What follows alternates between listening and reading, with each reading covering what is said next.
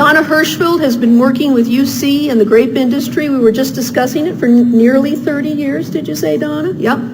And she is going to be talking to us today about a really exciting ongoing project she has up in the Foothills that has to do with Zinfandel and selection of Zinfandel clones. So Donna Hirschfelt, thank you very much.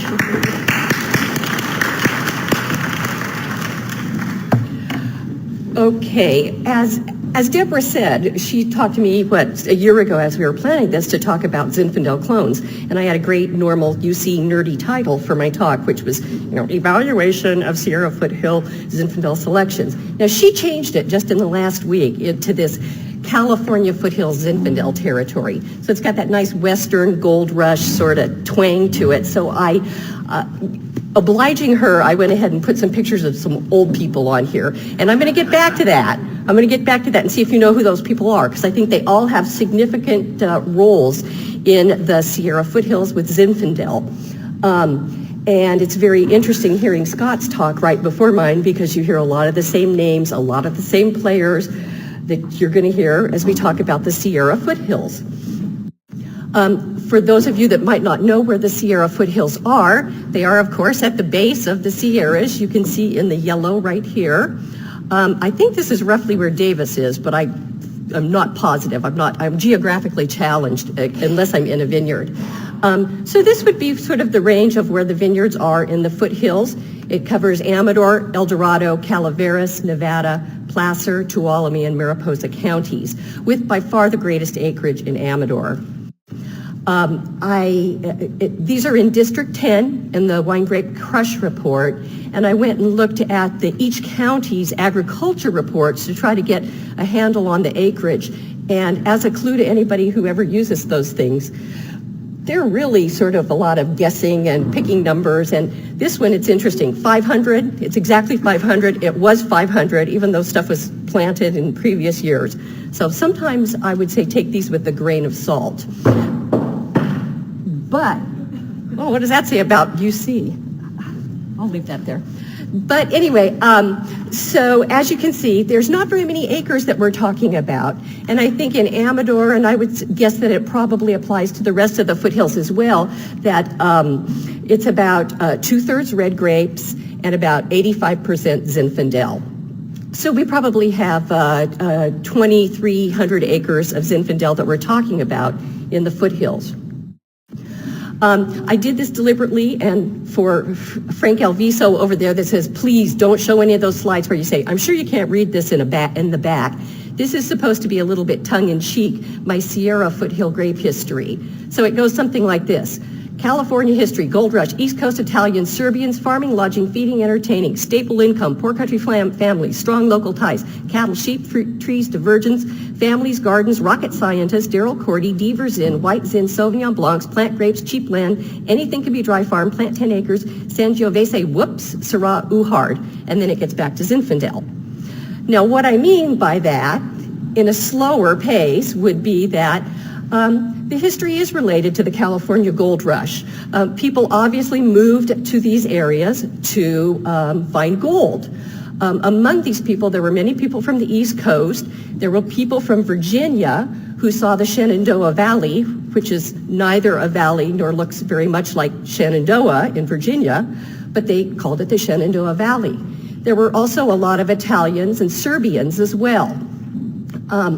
Very quickly, some people, primarily the women and the few women and wives that came out, realized very soon that it was much easier and much wiser to feed the miners, provide lodging for them, do their laundry, and entertain them in various ways. And it was a more stable source of income and certainly easier than mining. Very quickly, the speculative mining went away, and it was the large mine owners. Leland Stanford was one that came to mind, who again got, I believe, got one of the mines in some type of deal. There's a strong history of growing grapes in the Sierra Foothills, primarily in Amador County, and I'll flip-flop somewhat as I'm talking about the two. I'll talk about Amador and I'll talk about the foothills. They always had a stable income. There's a I heard a great winemaker and winery owner tell a story about his family and his history in Amador County. He said, you know what, we were dirt poor, we just never knew it. We always had plenty of food from the gardens. We always worked in the Zinfandels, and life was wonderful. But we never had a whole lot, but we did okay. And I think there was a lot of that. There were very strong local ties, and there continue to be to this day. People borrow a lot of equipment, which is very good if you're a small community and you need a piece of harvest equipment for harvest. It's bad if you've got phylloxera, but when you look at the other commodities, we had cattle and sheep, obviously, that people had. Again, there was always plenty of food to eat. Fruit trees, as you get into other areas, Placer County, El Dorado, there were a lot of fruit trees. Then there was a divergence in various periods of time where people tried different things. The rocket scientists came in the late 60s, early 70s, and that's a whole group of sort of people that bailed out of the Bay Area. Leon Sobon was one that comes to mind, and Ben Zeitman, a number of people that said, you know what, this life is not for me. This is what I really want to do, is go up and be a winemaker. And it was right about this time that I started really getting interested in Amador Zinfandel, even though I was working up in Washington State when all of this was going on. Of course, Daryl Cordy tried a Zin, and he thought it was fantastic, and that began the whole kind of notion of Amador Zinfandel. And then, of course, the market plummeted, and the thing that pretty much saved the industry up there was white Zin, and everybody switched over and was making white Zin. Although it was a pretty rough road making white Zin in the foothills, because we don't have the yields that they have in Lodi, in the Central Valley, and many other places. So they were spending a lot of money to farm these white Zin grapes. And then last but not least, we've played around with a million other varieties. Some do well, and some are pretty challenging. But it always gets back to Zinfandel. The counties themselves in the Sierra foothills range from 90 to 9,000 feet in elevation. The vineyards, I would say, are from 90 to 2,800, probably up to maybe 3,000. There are a couple vineyards that are up there around 3,000. Oops, gentle to, didn't fill that in. We go from gentle to pretty extreme slopes. And that has changed significantly in the last 10 years. Of course, as some of the prime lands that were more level were gone, people had to move into more foothills, or into more extreme slopes. We're a region 3 to a region 4, despite what anybody might say. And we have extremely variable climates from site to site in the vineyards. I've taken a lot of monitoring of temperatures in different vineyards in a fairly close proximity, and they can be quite different depending on slope and aspect. And whether or not they get a particular breeze. But we certainly do have hot summer days, and we certainly have problems with frost. The soils are extremely variable. However, in general, I would say they're shallow, granitic, very low in nutrients, well drained. You see a lot of red soils. We have low pH. The two things that surprised me is the well-drained and the lower clay. When I moved up there, I anticipated much better water-holding capacity in these soils than what I actually encountered. So I think those are two things that were somewhat surprising to me. And there's a lot of rocks, which can pose issues if you're obviously developing a vineyard or farming a place. Water, we have few irrigation districts. There are a handful, but they aren't always in the prime ag areas where we grow the grapes. So it's very difficult to use sprinkler irrigations. We are unable to have frost protection for the most part, with the exception of a few places in El Dorado County. The surface water delivery is not available for the most part. Groundwater can be very unpredictable. I was in Fresno for many years, of course, and you knew where your groundwater was, and you knew these aquifers. When you're in the foothills, you have these big granitic cracks, and you get these fissures, and you just may hit water or you may not. And you don't want to base your your guesstimate on how much water you're going to have based on your neighbors, because they may hit a good spot for water and you may not have it at all. And I think that's been a real issue in the Fairplay area in El Dorado County. There's a lot less water than people anticipated. And certainly as we go through these drought years and see hotter climates, that's becoming more of an issue, and as more is pumped out. So for the most part, things are either dry farmed or drip irrigated. And I think water will continue to be a significant issue for the future. So who are these guys? Anybody know? Who's the top guy? Charles Darwin, yes. But on the bottom, we have the women. The women figured it out, that a stable income is probably better than speculating on gold. So I think Charles Darwin is very important, though he never lived in Sutter Creek. The women figured it out. And then last but not least, we have Leland Stanford, who is my neighbor across the street if he were still alive. But he probably had less to do with viticulture than the guy on top. Now, why do I say that? This goes back to a concept I learned from Mary Ann Saul, who you might remember in plant pathology many, many years ago. And she used to bring to potlucks in the summertime she called it Darwinian ratatouille. And I said, what the heck is that? She said, whatever makes it. I don't do anything in my garden, and if it makes it through the summer, if it's survived, that's what I throw in the pot. And I've thought about this concept many, many times as I've spent my 13 years in Amador County and looked at Zinfandel. And when I came in initially and looked at Tempranillo and Syrah and Sangiovese and looked at possibilities, I kept coming back to how perfect Zinfandel is for the foothills. It emerges a couple weeks later at least than most of the other varieties. This year, with the late pruning that our growers do, and with its just inherent lateness, there was stuff that was starting to bloom over in Carneros before we had a couple leaves out on Zinfandel in Amador County and places. It's a wonderful grape for being very self-balancing.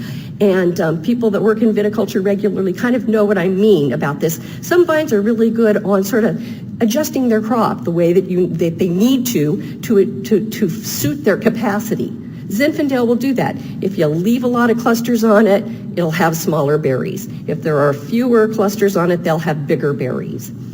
It's also a pretty easy grape to manage from water perspective. Many people that were growing Zinfandel leapt into Syrah, and they discovered how truly easy Zinfandel is to irrigate and its behavior in responding to drought stress. It's a very low input variety, which is very important in terms of economics.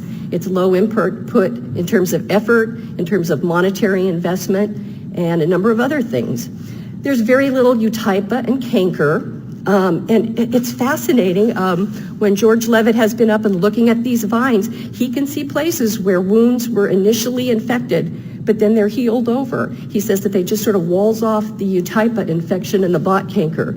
And again, this is probably partly because of our late pruning. But we have a lot of old Zinfandel that lives a very, very long time. Many, many of our vineyards are 50 plus years old, and a good 10 or 15 different blocks of grapes are over 100. We don't replace vines every 20 years. It's not like Cabernet in San Joaquin County, for example.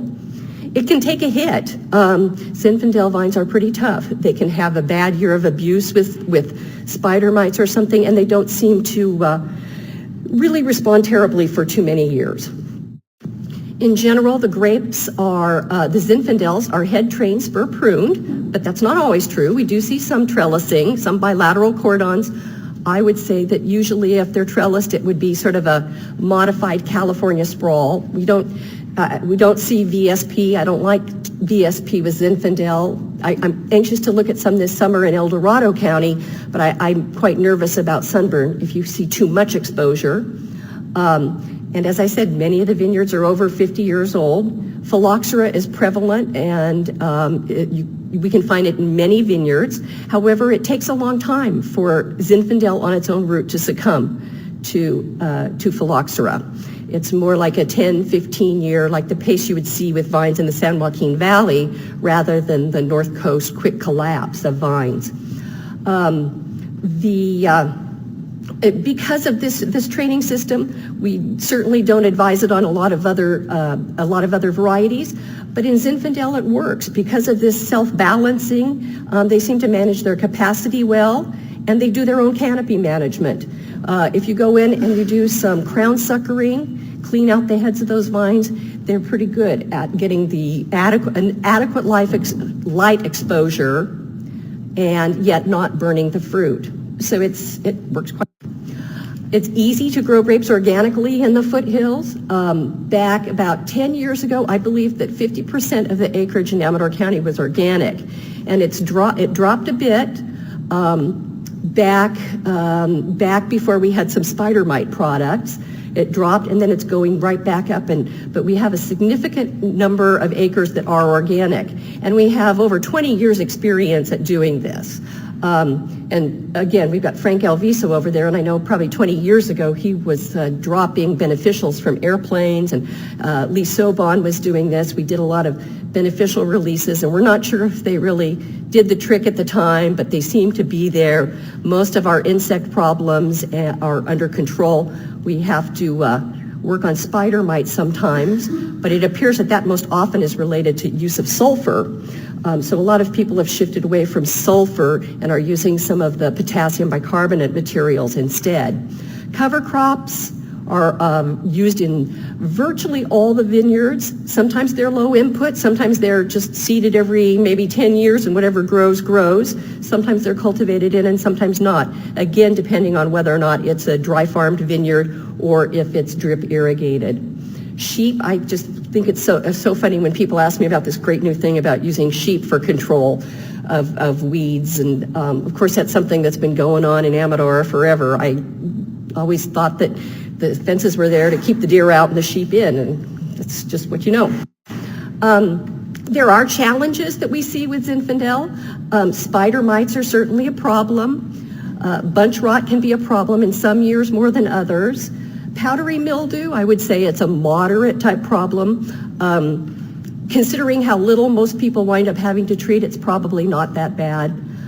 Sunburn can be an issue.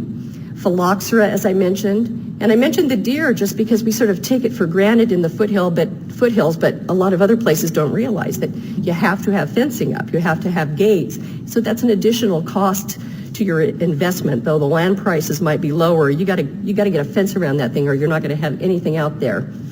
And our most important virus disease by far is leaf roll. We don't see any Pierce's disease, not mentioning a virus, but getting back to diseases, we don't see any Pierce's disease in the foothills either, in any variety. And I don't ever think it's going to be a very significant problem. If we see no signs for the last 100 years of PD, I'm not too worried about it. We don't see corky bark, but we do, in general, we don't see corky bark, but we see a lot of leaf roll in Zinfandel, and we see a lot of the different strains of leaf roll, and I think that accounts for a lot of our variability in the Zin. There are nutrient deficiencies that we have to deal with. Boron deficiency is very common because of the purity of the water. Phosphorus deficiency is widespread if you look at analyses, but I don't know that it's really having a significant impact on crop. We do see some leaves that are red sometimes. Other issues that will be important now and in the future is that, of course, everything is all hand harvested. Everything in these foothill counties is hand harvested, so labor is always an issue. The very late pruning is both a plus and a minus. We literally are doing pruning, in March, and sometimes even towards the end of March. So sometimes that's good. We can get labor after they're all done in other places. But again, it can be a challenge to get everything done in a short period of time. The other big question that people always have to ask is which clone or what to plant. And usually what they mean is what selection should they plant. Looking at the wine industry history, and I hope I don't offend anybody here, and I hope I don't leave anybody out, but I just sort of lumped some things. That you always hear about Amador Zin. It has a certain history to it that is unlike other places in the foothills. Montevina, of course, was a major player, along with Santino, which is now Santino Renwood. And there were the winemakers, Kerry Gott, Jeff Runquist, Scott Harvey, Lee Sobon, Ben Zeitman, and then a little bit later, Jeff Myers, were all very involved in winemaking fairly early on. And of course, Greg Boger up in El Dorado has grown a lot of Zinfandel. There have been issues over the years with it. There's a joke that, it's unspoken, you don't want to say it, but people say, amateur county. And there have been periods of times when the wines really did lack consistency and care in being made. And there were periods of time back, because I've been buying Amador Zin for 20-something years, and there were times where you really never knew for sure what you were going to get in a bottle. It was always wise to buy it at the tasting room at Taste First. In general, there's a trend for high alcohol. The winemakers don't mind the raisins as much as they might in other places. And to some extent, it seems like sometimes the fruit would be considered overripe by many people's standard. But that's sort of the style. And I remember at Ravenswood, where they have the different Zins that they were making, they say, we find that some people want the Lodi Zin, some people want an Amador Zin, some people want, and there's it's a niche type thing.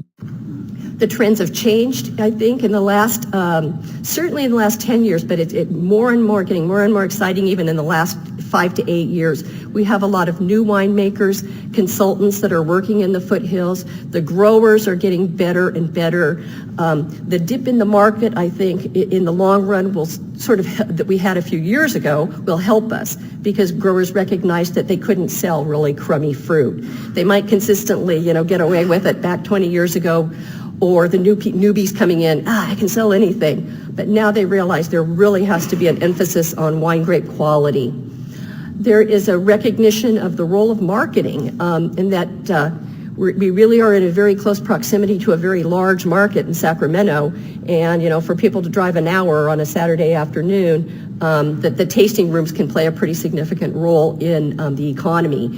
And that, the role of wines and tourism has really changed in terms of the wineries, in terms of the citizens, and in terms of the counties. We used to have lumber mills. Even when I got there 13 years ago, the lumber mill was a primary employer in Amador County, and it's gone. We don't see people in cattle as much.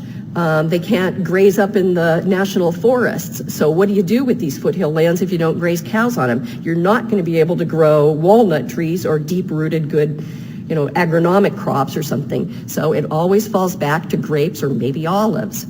So I think there's been a real shift in the opinions of people. That, of course, does bring on a lot of angst among the community about development and everything. Now I'm going to shift gears really quickly so we can talk about my trial and then taste some of these wines. And this is a perfect follow-up to what Scott was saying, because we tried our own version of rescuing some of these Amador and Sierra Foothill clones. And what we decided is we knew that Eschen, Montevina liked to buy Eschen, and Sobon liked Labenko, and I may have these backwards.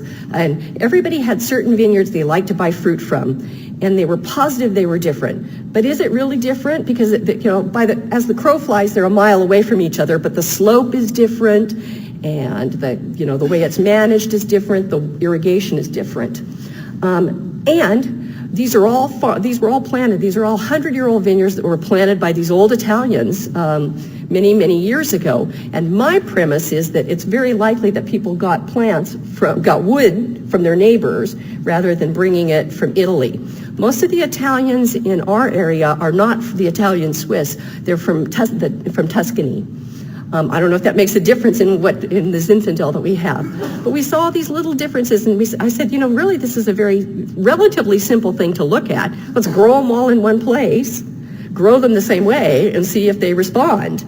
If they're different there, then we'll know that there might be some true clonal differences. Otherwise, we can attribute those differences to the vineyard properties. So we decided to do this, and we made the selections from the different vineyards. It was hard to narrow it down, and we wanted to look at the viticultural and fruit quality parameters. Then we decided we had to take it to the wine level. which was a challenge for any of you that do small-scale experimental winemaking and vineyard projects. You really have to be committed. It's a lot of work and it can be expensive. And last but not least, I thought it was really important that we evaluate the virus status of these. We started this project in '98 and everybody was planting grapes and everybody was asking me, I can get a Davis clone and it's clean, but the winery tells me they want Deaver, they want Lebenko, and I can't get that certified clean. What should I do? So I needed some of those answers for my purpose. We wanted to have it big enough that we could make the wine lots representative of true field situations, replicated, which is a challenge, and full disclosure. We just knew under our conditions that everybody needed to have buy-in. We weren't going to sign a lot of formal agreements. The grapes were going to be out there. Sometimes we worried, what if somebody goes out and swipes some wood? You know, if somebody swipes some wood, we're not going to be able to stop them. So we just decided we were going to take a very foothill attitude towards just letting it be out there and let everybody know what's going on. It's a very public source of information. Our funding's been public, so everything's kind of out in the open. Paul Sobon collected budwood, and Deaver cleared and prepared the site, and then Sunridge bench grafted the plants. Now here was where we may have made our fatal flaw. We leapt into this. We wanted to get it going quickly, and we didn't take all of our wood from one plant because we, like Scott was saying, it's hard to find a single plant with enough buds, and then you have to get on this longer track. So we wound up selecting it from, say, 4 or 5 different vines that we had flagged in a previous years that had no signs of virus disease, but they're not from a single source. So I have to make it clear that what we're looking at are field selections of Zinfandel. We planted a large trial. It's 2.5 acres, and it's in the Shenandoah Valley at Kenny Deaver's property.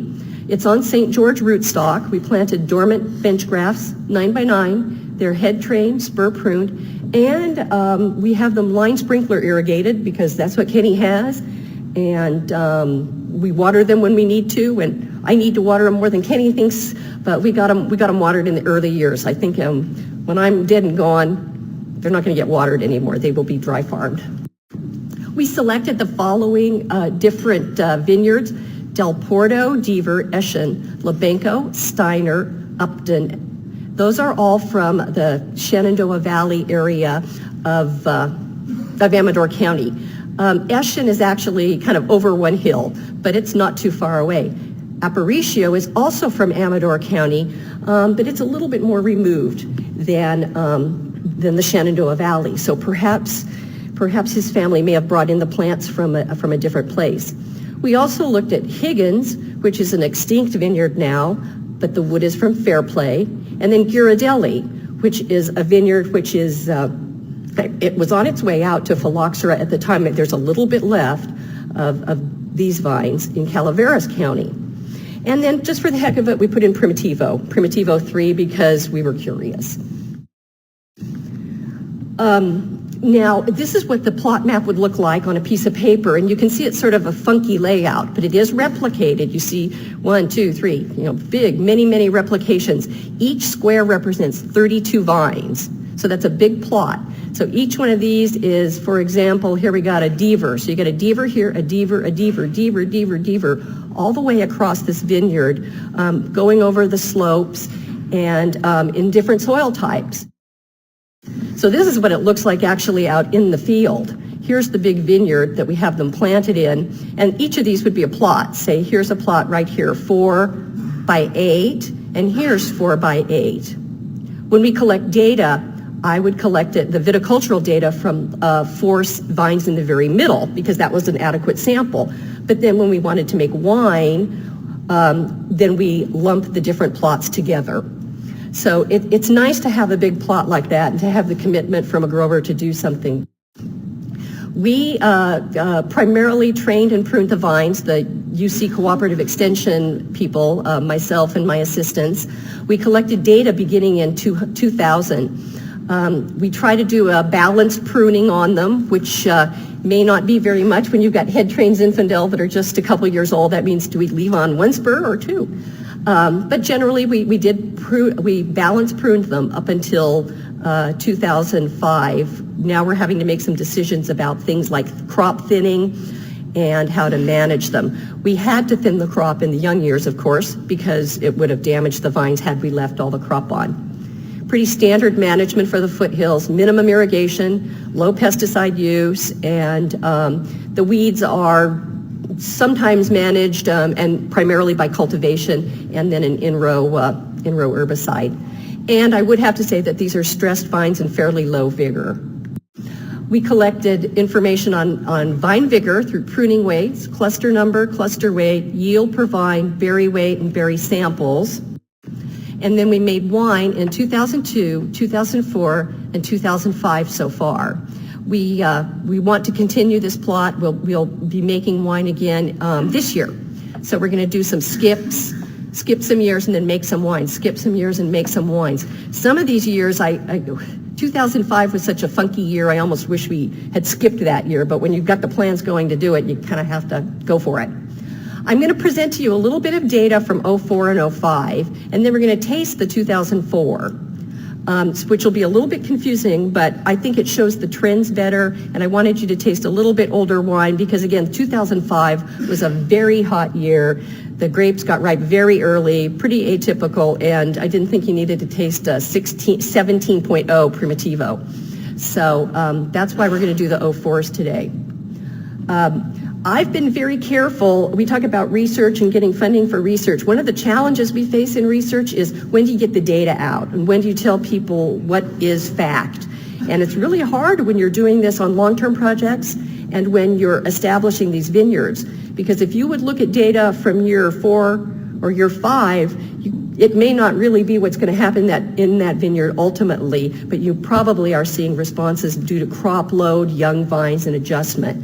So I've been a little bit reluctant to put really statistically valid data up on the screen because I don't want anybody to say, oh, that one's got a lower yield, that one's got a higher yield, because I think that I don't like wrong data. I would rather have no data than wrong data.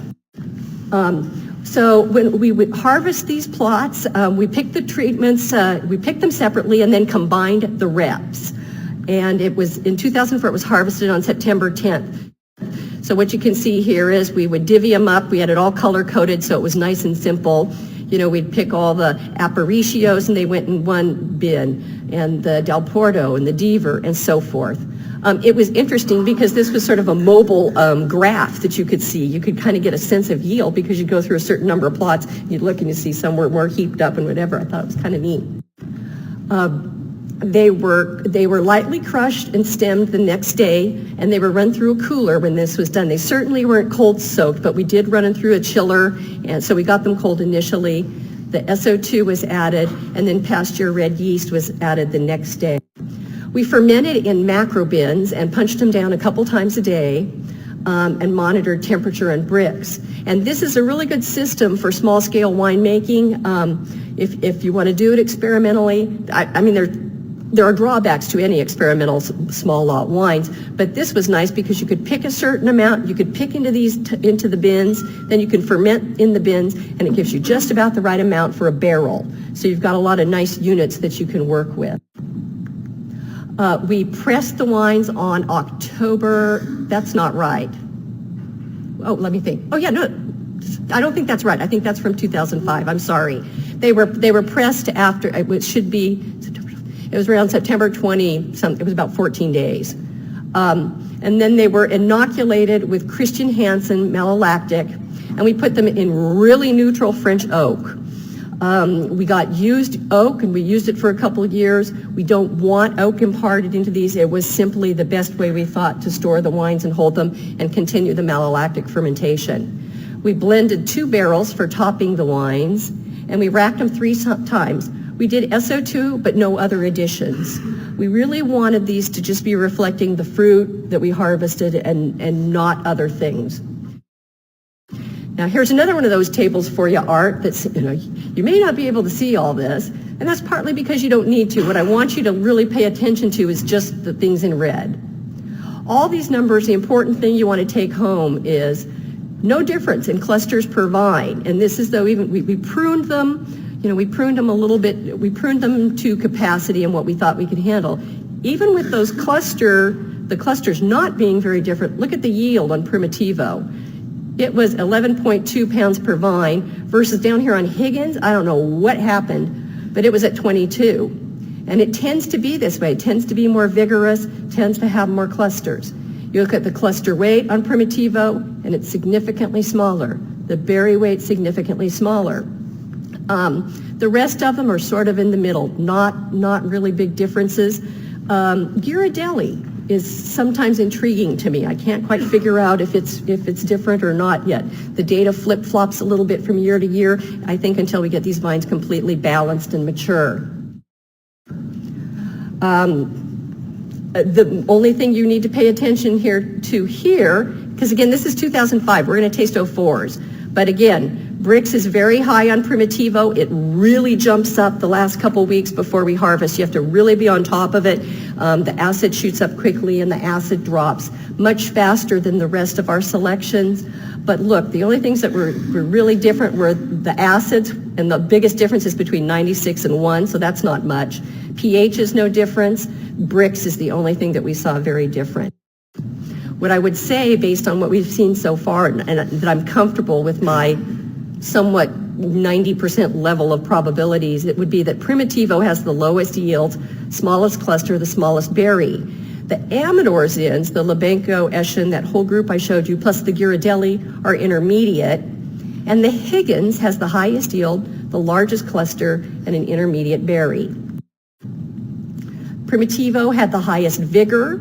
The Primitivo was the only one that I could walk out and really pick out a difference. I could spot it. Just in the vineyard, the growth looked slightly different. I don't think the leaves did, but the vigor definitely did. And Ghirardelli is always the weakest, and it has been. It had the poorest take when we grafted and has had issues. Primitivo stands out as a different clone. It's high vigor, early maturity, nice balance that we found. Small clusters, small berries. It appears that there's less variability in the fruit. They seem to be a little bit smaller berries, so the cluster structure is a bit different. There's a little bit less rot.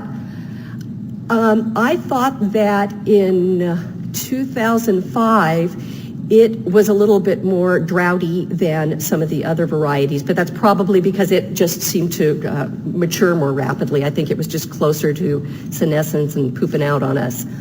And then last but not least, you know, we got to figure out about the whole issue about wine and Primitivo and what people think about blending it or labeling it or where it fits in our scheme of things. If viticulturally, it can pose either a plus for growers or a negative. If you want to if you want to pick everything all at once, you have a small acreage and you want to pick it and get it out, all at one set of quality parameters for a winery, it's not a good choice because it won't be a lot like the other Zins. But if you need to have a crew out there 1 week because the winery wants something and then you're not going to be picking for another 10 days, then it might fit into a scheduling, be a good scheduler for grape growers. What else? Let's see. So I think that most of the Amador selections are very similar. The Deaver, Lebenko, Higgins, not sure yet. I'm going to let you see what you think about that. Amador selections are similar and their viticulture differences are very slight. There is virus in some of these. We've tested some of the vines, and unfortunately, because we did this field selection, we really have to go back and check every vine. We don't see any symptoms of leaf roll in any of the vines, and so that's a good sign thus far. Ghirardelli is significantly different and a weaker vine, as I said. A lot of people have invested a lot of money and time and help into this. It's truly been a labor of love. We got growers out there and they're moving fruit and helping us crush and picking and everything. It's been just the most fun thing I've ever done. And lots of people to help. I have to thank Deborah because FPS allowed us to do some of this virus testing that we would not have been able to afford to do otherwise.